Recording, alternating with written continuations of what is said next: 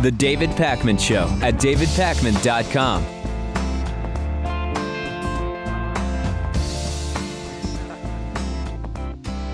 We've spoken many times about our sort of disagreements with both the traditional left and right-wing American views on the Israeli-Palestinian conflict. We've talked about our opposition to Benjamin Netanyahu as Prime Minister of Israel and his religious right-wing coalition, which at this point has only the slimmest of majorities in the Knesset. But we've also talked about the double standard that exists out there with regard to critical reporting of Israel, claims of Israel as a sort of particularly bad actor, a country that maybe should not even exist, etc., etc. We've been pretty clear, Louis, over the many years about our nuanced position on this issue, haven't we? We have been. People still, critique us. I won't get into it, but yes, we have. And that's fine. Of course, we love the critiques. And we've also discussed many times that both Israel and Egypt share the same security concerns with regard to the Palestinian tunnels into Egypt and into Israel that we've talked about. And we've also talked about the sort of limiting of materials going through the borders, through either Israel or Egypt, into Palestinian territories. Serious fears about weapons and rockets being brought in, etc. And as it happens, the Egyptian army recently said that it destroyed the openings of more than 500 such underground tunnels during a 6-month military operation on its eastern border with the Gaza Strip. Egypt's armed forces were involved in what even they're describing as a large-scale military crackdown in the eastern province of North Sinai, where there was a huge militant attack that killed more than 30 soldiers. And since then, large areas of the province have been under emergency military rule. Schools have been closed. A strict curfew has been in place. Authorities have established a sort of buffer zone between Egypt and the Hamas-controlled Gaza Strip. Families have been forcibly evacuated from their homes on the border, etc., etc.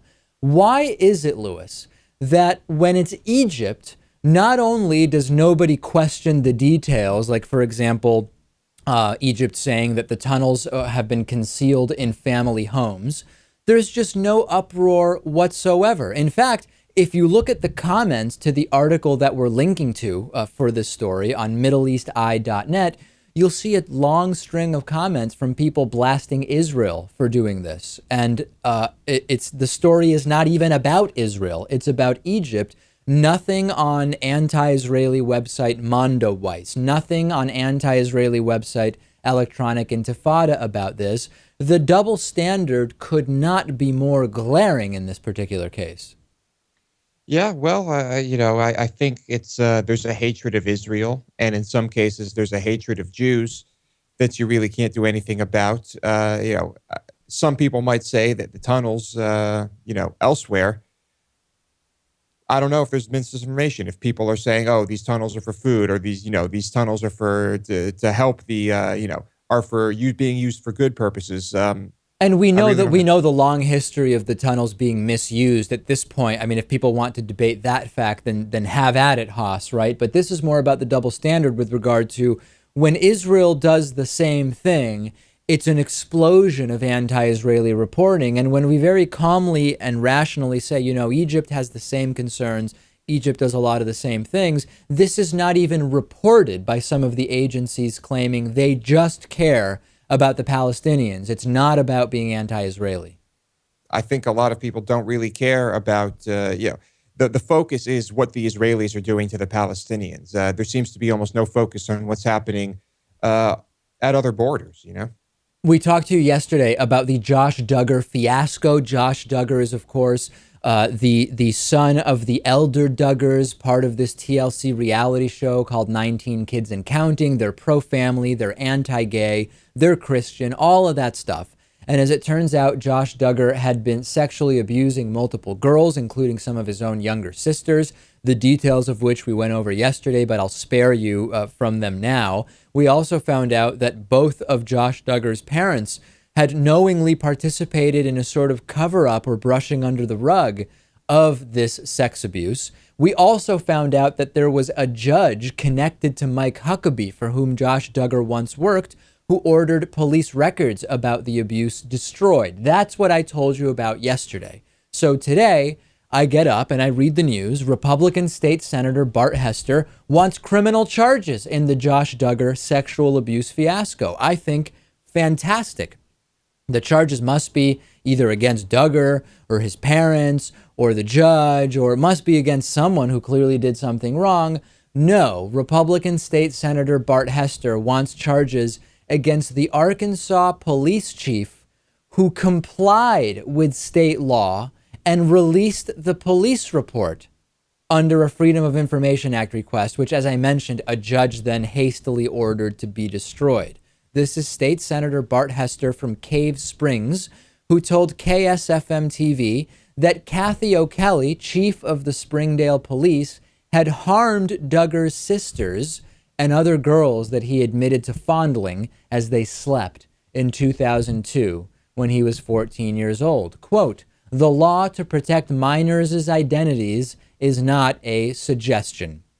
So sad to see the person charged with protecting the community being so reckless and irresponsible. I believe it is unavoidable that the Springdale police chief should be terminated. She has re-victimized these young ladies. Now, the facts are that the police report had the victims' names redacted as required by law. And even still, that report was ordered destroyed Friday by Judge Stacy Zimmerman after Duggar and his wife and his parents issued statements about how they are going to be suspending airings of 19 Kids and Counting, and the Duggars took their website down and all this stuff. Charges against Josh Duggar? No. Charges against Jim Bob and Michelle Duggar for the cover-up? No. Charges against Judge Stacy Zimmerman or even an investigation for why she decided to have the records destroyed? No, Bart Hester doesn't want those charges, Lewis. Bart Hester wants charges against the police chief who followed the law. It's we've covered lots of stories like this where someone will try to turn things around and make someone who is the good guy or seemingly the good guy to be the bad guy. And does this work? I mean, does this actually fool people into thinking that the police chief did something wrong here? I really don't know. I'd be interested to talk to people down in Arkansas and hear if anyone says, oh yeah, I agree with Bart Hester. The person who is mostly guilty of wrongdoing here is the police chief for following the law with regard to Freedom of Information Act requests. The real question we should be asking, is Josh Duggar still a dangerous sexual predator? Are any other members of the Duggar clan abusers? These are the real questions that we need answers to now. The irony is terrific. The state senator wants to investigate and penalize the chief, the police chief, for following the law. But the perpetrator who actually harmed the young girls has never even faced charges and may never face charges. You're right, because in all likeliness, there are statutes here that have expired. And so, it would be, that just can't happen. But, like you said, it could still be happening now.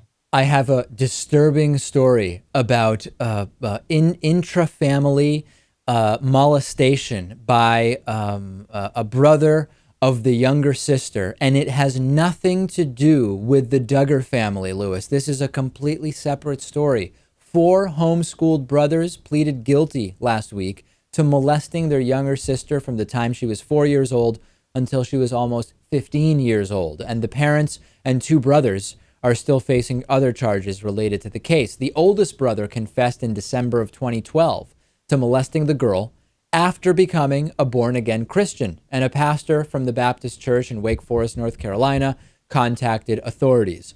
Thrilled, Lewis, the silver lining, the pastor decided not to be complicit in the abuse. Yeah, there's, I guess is that the law? If you confess to a pastor and it's something, if it is a crime that you are confessing, are they obligated to report that? I actually don't know if pastors are mandated reporters. I believe that they are not. And I wish I had looked that up. I believe they are not mandated reporters. Eric Jackson, then 25 years old, told authorities that he and all 5 of his brothers sexually abused their younger sister for a decade, something that authorities say the parents knew was going on, but did nothing to stop. Eerily similar to the Duggar case. the victim in the Jackson case, told investigators that she believed she would go to hell if she told anyone about the assaults, which she says took place twice a week. Other brothers pled guilty. Some of the other brothers are still pending. Their cases are still pending, as are the cases of the parents. The parents, John and Nita Jackson, were charged with child neglect, child abuse, and accessory to sexual abuse, and will remain in jail until their next court hearing in August. Here's something to make this even worse. An elder, this is just insane, at Hope Baptist Church, which Jackson and another brother attended, equated the pattern of systematic child abuse to other sins like the sin of being gay. Never miss an opportunity, apparently, when dealing with sex abuse in your congregation, to just throw random gay people that have nothing to do with it under the bus. Yeah, it's a great opportunity, and that's what you got to do to scare people into hating gays, or I guess hating yourself if you are gay. Red flags for homeschooling, right? Because these are parents who have said they are very anti-school, and that's why they were homeschooling. If the parents give you any of the following reasons for why they're homeschooling, I think we should at least look into the well-being of the children. Number one, I don't want the government to decide what evil things my kids will learn, including but not limited to sex education. Red flag number one, Lewis, for homeschooling. Agree, disagree? Yeah, I guess I'd agree with that one, yes. Homeschooling red flag number two. God decides what my children should learn, so they must be taught at home because the schools are not godly. Red flag? Big red flag. Number three. I don't want my kids going to school with blank kids, where blank is a race, a religion, an ethnicity, a bunch of other stuff, sexual orientation, another huge red flag for homeschooling. That would be a red flag about the size of a very large tarp. Very big one. And I don't want my kids being vaccinated, so I'm going to teach them at home. All red flags for homeschooling. Also, I think another one would be the traditional school system would cause a legal problem for me if they saw the marks of discipline on the bodies of my children from the godly discipline I impose on them. That would almost be like call the police right away, red flag. I think so. Yeah, most likely. All right. The Justice Department admits that increased domestic drone usage is likely. We've had discussions around drones. When are drones okay? When it comes to using drones to drop bombs, is it okay only outside the U.S., only against non-American citizens? What about outside the U.S. against anybody? What about inside the U.S., but only against non-citizens? Or maybe it's okay to use drones in the U.S. against anybody suspected of terroristic activity. We have more info, not on the use of drones specifically for killing people, but just about domestic drone usage in the U.S. more broadly. The Justice Department is acknowledging that the FBI, DEA, and other federal law enforcement agencies are likely to make increased use of unmanned drones in the United States. The unmanned aircraft already have been used in kidnapping cases, in drug and fugitive cases, as well as in search and rescue operations. According to the Justice Department, there's this 5-page policy document that comes out 19 months after the agency's inspector general recommended drone-specific policies that consider privacy rights. The report said unmanned drones raised greater privacy concerns than pilot-operated aircraft because they can fly closer to homes, they can operate for days at a time. However, the department did say that drones can't be used solely to monitor protests and other constitutionally protected activities. Now, in a separate memo, the Justice Department did defend the use of armed drone strikes to kill American terror suspects abroad. Let's put that discussion to the side for a second. We've had that discussion many times. The area around your home is called the curtilage. It enjoys Fourth Amendment protection. The curtilage is defined as an area of land attached to a house and forming one enclosure with it. It's sort of why cops can't come snooping around your house, looking right in your window, in your bushes without permission. But if they can see something from the street or from your front door when they knock and you open it, they can arrest you at that time. They can seize you. it's been somewhat settled in the law for a long time. That we know, Lewis. We're aware of that. It's not always followed, but that's the law. Now, if a drone is able to fly over your backyard and they see you engaged in some illegal activity, is that a search or not? There have been cases involving helicopters and how they can't just hover over your house. Drones presumably will be a little bit different. There's this question of if you imagine there's an air column over your house, your property, that is considered part of your property, right? There is some of that air column that is part of your property, but how high up does it go, right? Obviously, commercial airplanes can fly over your house 30,000 feet up. But if you have a drone that is 5 feet above where your roof line ends and they can see directly into a bedroom, should a warrant be required for that? Is that considered a search that should require a warrant? There's going to be a lot to sort out here, legally speaking. Right. We already have helicopters that can fly over very high over barns and detect something like a grow house, for example, right? That seems to be legal. And so, what category will drones fall under? I don't really know. Do you personally think that you'll take action, for example, if and when these drones are more and more common, or maybe you already do this? Do you try to keep the blinds closed in your place all the time? Is that something you think of or you're aware of? I don't think about drones when I do that. I do it I've always done that, and I do it anyway. You've always kind of had a predilection for this kind of cave-like atmosphere where it's very dark in your place anyway. Maybe it doesn't have anything to do with privacy. Yeah, it's my goal in life to actually live in a cave. But I'm not joking. I just like that. But I don't really consider drones. Maybe I should be, but that just doesn't even occur to me. Interesting. Yeah, I tend to not close my blinds. I tend to leave the windows open. I tend to have no concern for it at all. I mean, right now I live on a higher floor, so maybe it's a little different. When we move the studio to Boston, we don't know exactly what the situation is going to be. Maybe my view is going to be different at that point. Same thing here in this studio. But this is going to be a legal issue. Send me your thoughts on this. What are your current activities around privacy in your home? And how might they change if you knew about these drones flying around? And send me your thoughts about the legal aspects as well. I know we have many attorneys in our audience. Let's take a break. Great program for you today. Glad you are with us on this Tuesday. The David Pakman Show at davidpakman.com.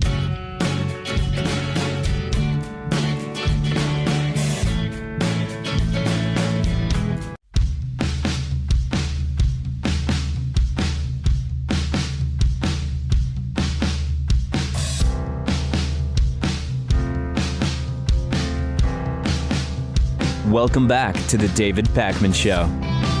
Our program depends on our audience to fund our ongoing operations through the David Pakman Show membership program. People always say to me, David, I love your show. I watch it all the time, but I don't exactly get how you guys are funded. And I explain it's mostly through our audience, through this thing called the membership program. And today's new member of the day is Elaine Oma.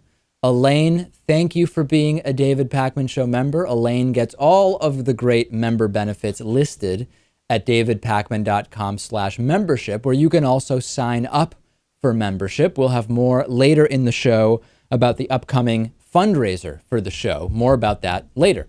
For a very long time, Republicans have been saying they're the party of jobs. The number one priority is jobs. Back in 2010, when the Republicans had a big win in the midterms in the House of Representatives, John Boehner said it is all about jobs, jobs, jobs. And mostly, it turns out, Lewis, it was all about what? Repealing Obamacare, trying to, and what else? Repealing Obamacare, preventing gay people from getting married, I don't know, giving corporations more breaks, you name it. We now have some data about what Republicans have done in their first 138 days in Congress this session. Mitch McConnell and John Boehner have passed 0 job bills. 0. Instead, Republicans passed budgets that would give big tax breaks to millionaires, even bigger tax breaks to billionaires. 5 times the House Republicans have voted in the last 130-something days to repeal or undermine parts or all of the Affordable Care Act, known as Obamacare. 58 times House Republicans so far in the last 130 something days, they have voted to repeal or undermine, or rather since 2011, that makes 58 times total that House Republicans have tried to repeal or undermine the Affordable Care Act. 100% of House Republicans voted against bringing up the student loan refinancing bill. That's something tangible, Lewis. That is something really good that we could do. Let's figure out how to at least help the issue of predatory student loans and student loans students will not be able to pay. Republicans just didn't even want to touch that. It's not a priority. They don't see that as something important or something that needs to be addressed. I guess it's far more important to make sure that that billionaires are giving less money to the government. And not even cutting taxes for everybody. In fact, $2,000 more in taxes for middle-class American families with children will be part of the fiscal year 2016 Republican budget.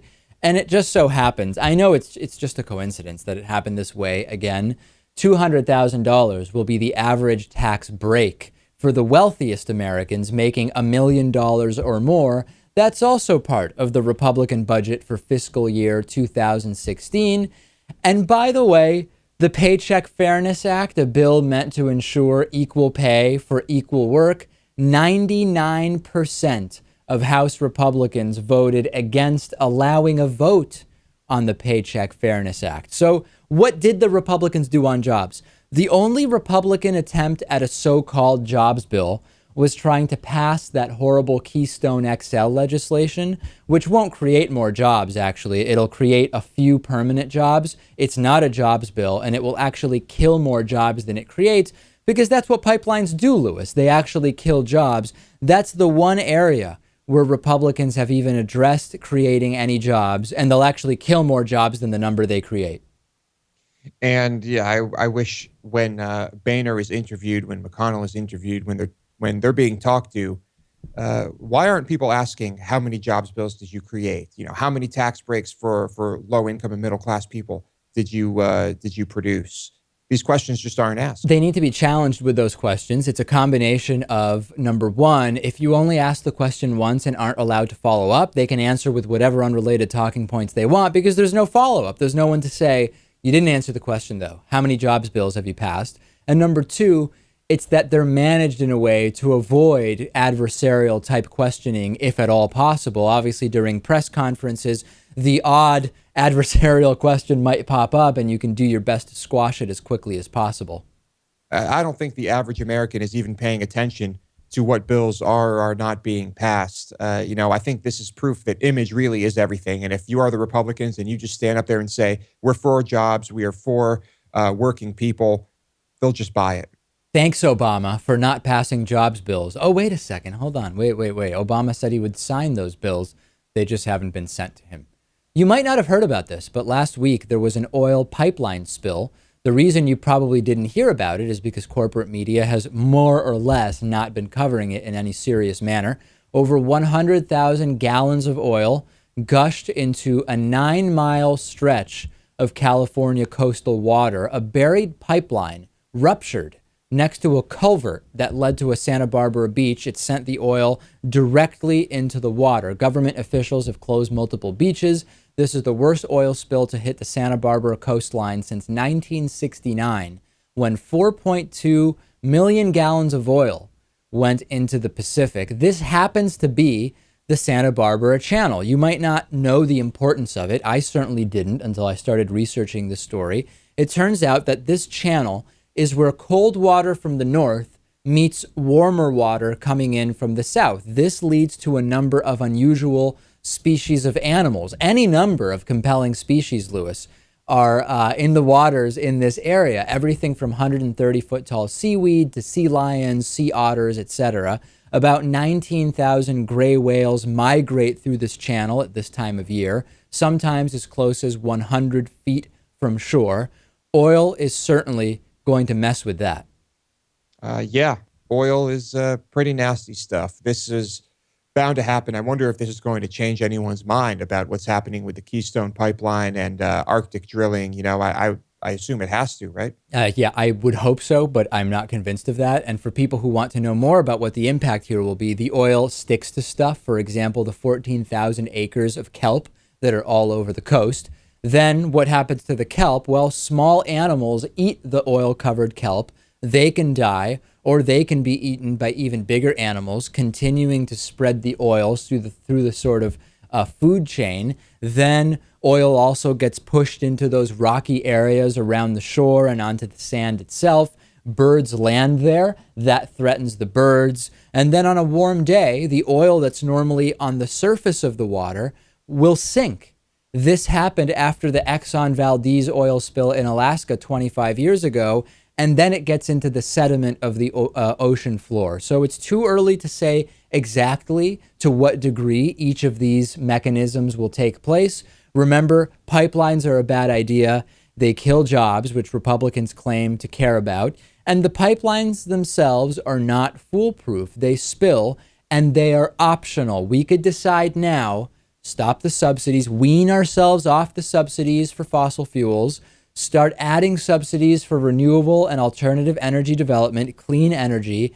Let's get off of this stuff. We can not have to worry about whether the fish you're eating ate a smaller fish, which ate some crustacean, which was feeding off of oil-covered kelp because of a pipeline oil spill. We can eliminate that problem. That's an optional problem. It's an optional problem, but there's no will in Congress. The oil companies have too much power and influence. It is unfortunate. I wonder what it would take, because even when we see really nasty spills and you see the oil-covered dead animals, most people don't really change their minds as a result of seeing those images. Or maybe it's that most people just don't see the images. I don't know. Well, I think we need a picture of a dead oil-covered CEO from one of these oil companies. Maybe that will change things. Yeah, maybe the companies then would say, whoa, this oil stuff is really nasty. We've got to be careful around it. Hey, remember last week when I told you that conservative Bill Koenig told Jan Markell on her program, Understanding the Times with Jan Markell, that the drought that California is experiencing might have something to do with California supporting same-sex marriage and LGBT rights. Let me remind you of that. I'll play the audio here for you. Let's take a listen. Big things Let me cue it up properly for you. As well. And Bill, you write in one of your most recent, and the quotes I've been giving, Bill's quotes are heavily out of this newsletter, and you say, right now the state of California has only about 1 year of water supply left in its reservoirs, and our strategic backup supply, groundwater, is rapidly disappearing, and you suggest perhaps that this is even more judgment? Well, that was a NASA report a couple weeks ago that said that they had that 1 year supply in their reservoirs, and they're already cutting back substantially. The California Governor Brown has required, I think, anywhere from 25 to 32% reduction in home use of water. So, Jan, we've got a state that over and over again will go against the Word of God, that will continually take positions on marriage, on abortion, and on a lot of things that are just completely opposed to the Scriptures. And fortunately, a lot of times when it starts in California, it spreads to the rest of the country and even spreads to the rest of the world. So there very likely could be a drought component to this judgment. Yes, so of course, God is punishing people for gay stuff, for supporting gay marriage with drought. And we wondered, well, what about the tornadoes in Oklahoma? Oklahoma is anti-gay. Are they being punished for being anti-gay, or what's going on there? Parts of Texas also going through drought. What did Texas do wrong? In England, a UKIP counselor named David Sylvester is blaming the storms and floods in Britain on the government's decision to legalize gay marriage. It is, of course, because of God. David Sylvester said the prime minister had, quote, acted arrogantly against the gospel. He wrote a letter to the Henley Standard, quote, the scriptures make it abundantly clear that a Christian nation that abandons its faith and acts contrary to the gospel will be beset by natural disasters such as storms, disease, pestilence, and war. This makes me really, really happy, actually, because this level of nuttery is not just happening in the U.S. They've got it over in the UKIP in Britain as well. That is true. I think there are probably some places in Canada that are also dealing with this type of nuttery. And, you know, it's everywhere. You just need to find it. But it is reassuring to hear about these types of, to hear quotes like this from other countries. I would love it. I would just love it if we could get Bill Koenig and David Sylvester together in an interview and say, okay, Bill Koenig, you say that God punishes people for supporting gay rights with drought. David Sylvester, you say God punishes people for supporting gay rights with too much water. Discuss amongst yourselves, gentlemen. Please proceed, Governor. Right? I would love to be a fly on the wall for that conversation. I don't think it would be that interesting. I guarantee you they would be in total agreement, as strange as that sounds. Well, my hypothesis is they would say, listen, God could use both of those punishments for gay stuff in different parts of the world. There are different types of punishments that happen to just correlate with the predominant weather patterns in that area to begin with. It's just a coincidence. God works in mysterious ways and is all powerful. So there is no conflict at all between supporting gay rights causing both drought and floods in different parts of the world. Is that more or less what you think they'd come up with? I think that's exactly how it would go. And if you ask them about hurricanes in Oklahoma, right? Well, they'd probably just say, "Well, that's just an accident." Yeah, no, Oklahoma didn't do anything bad well, in Oklahoma it might be because there are specific gay people in the state trying to push for gay marriage. They were the ones being punished there. Although those aren't the people who died as a result of the tornadoes, but that's just, you know, mysterious ways that God works in. Mysterious ways. Don't try to think about it too hard. That's the whole point. All right, next we will talk about the big expansion to Boston, Massachusetts for the David Pakman Show, next week's fundraiser, etc. The David Pakman Show at davidpakman.com.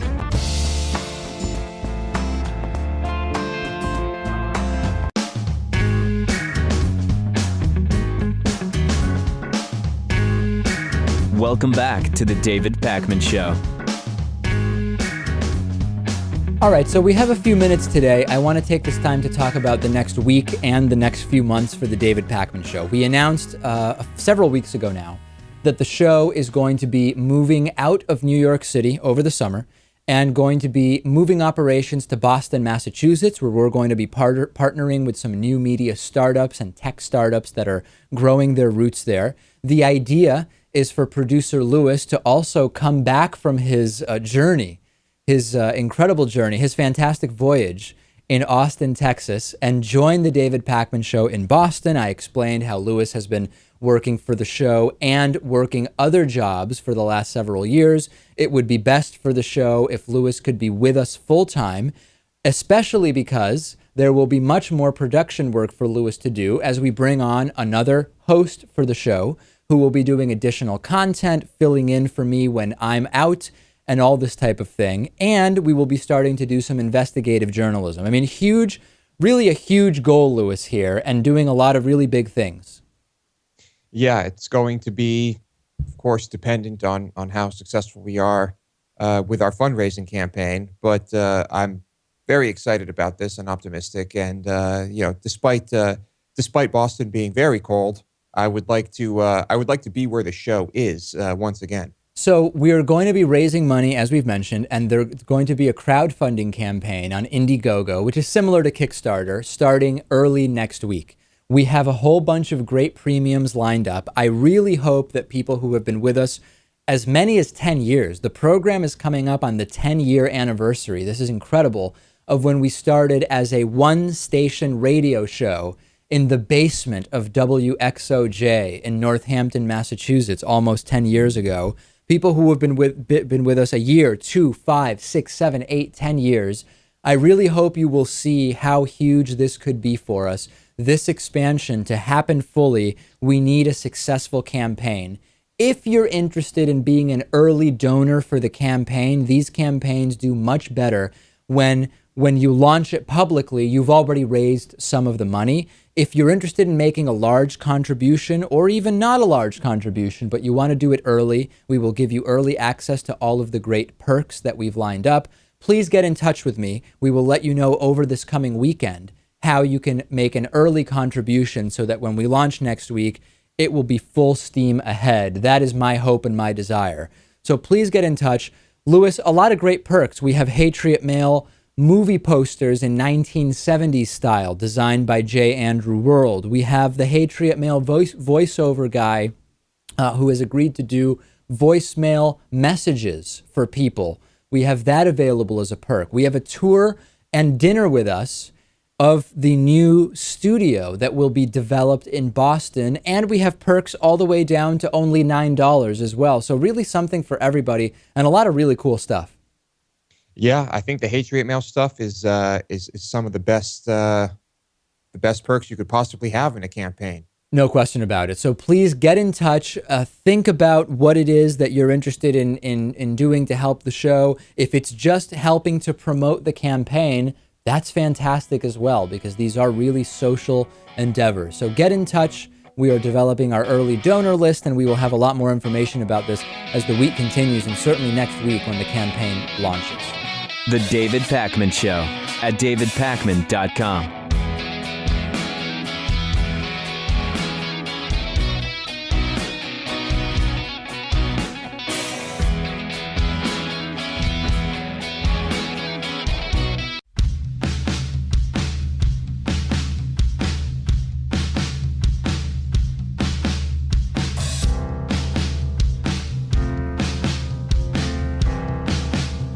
Welcome back to the David Pakman Show.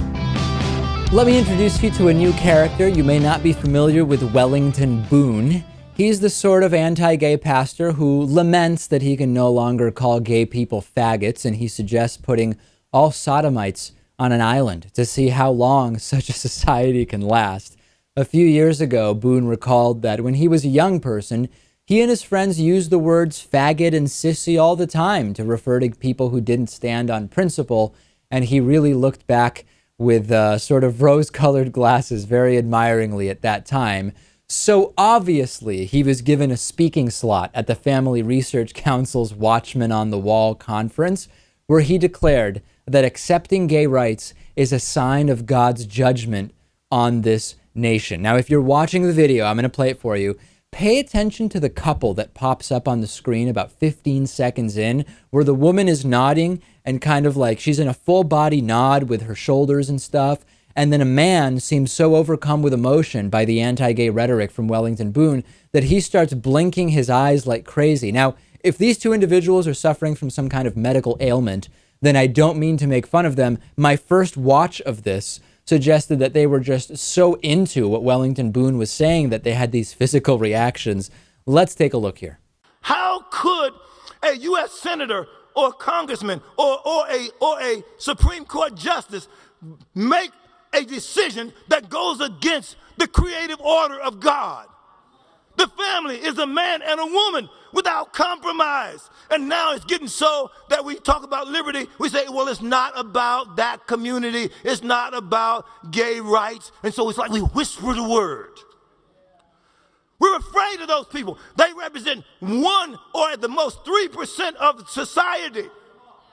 But without heterosexuals agreeing with them, they have no power at all. But let me tell you the judgment here. The Bible says, if you hearken to my voice and do what I say, he says, one of you should chase 1,000 and 2 of you would chase 10,000.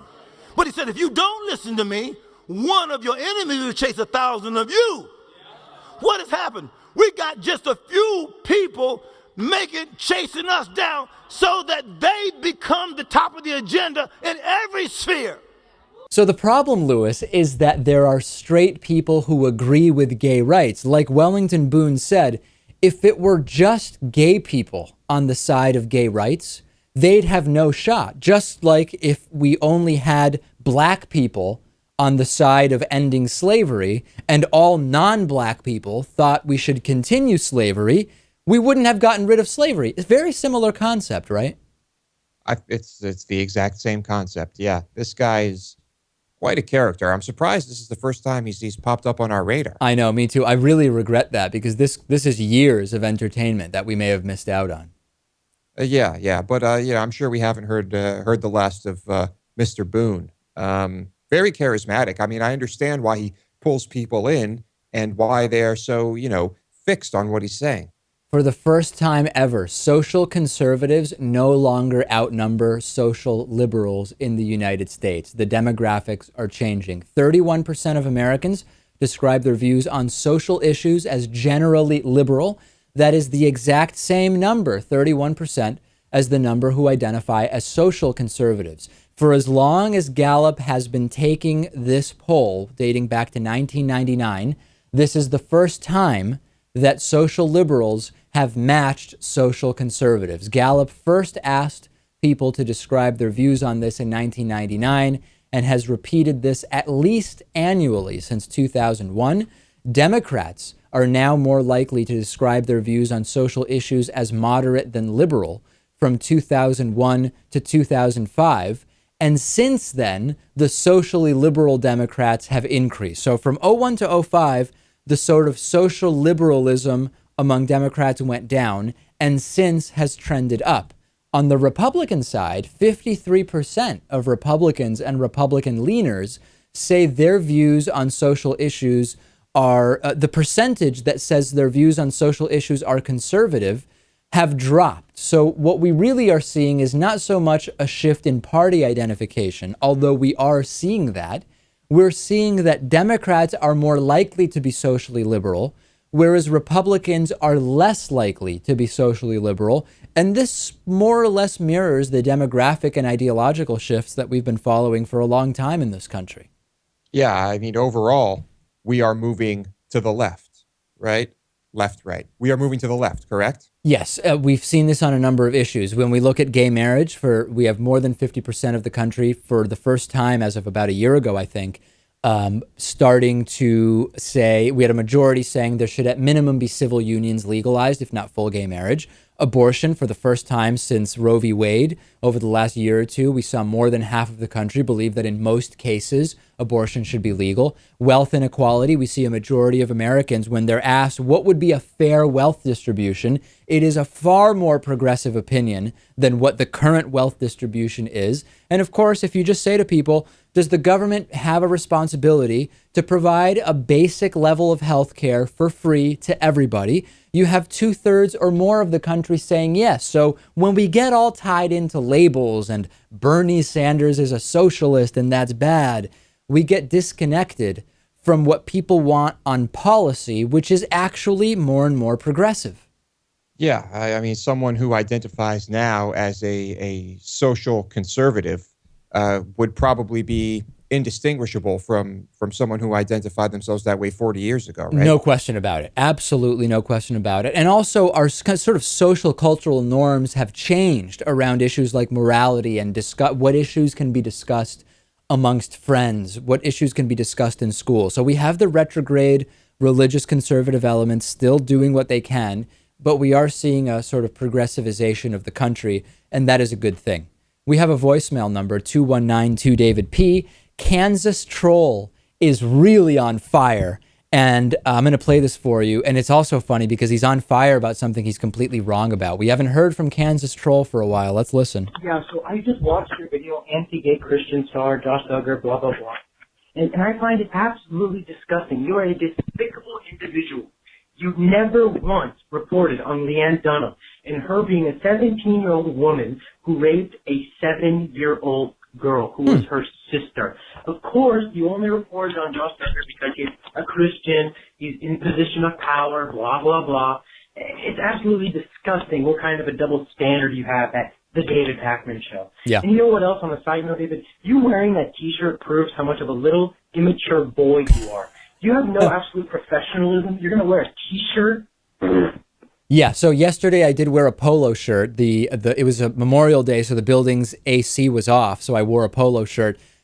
Overwhelmingly positive email, Lewis, about me wearing the polo shirt, people saying I should mix up my attire more often. So most people don't agree with Kansas Troll on that. But let me make two comments. Number one, you're talking not about Leanne Dunham, but I think you're referring to Lena Dunham.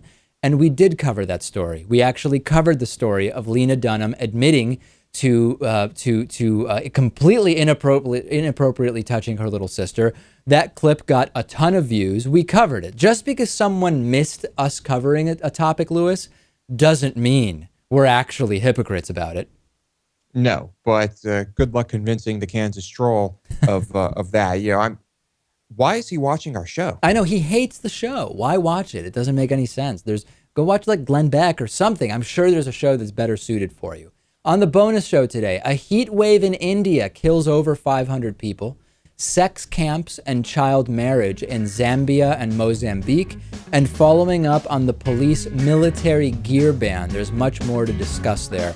davidpakman.com/membership. Get the bonus show. You will not regret it.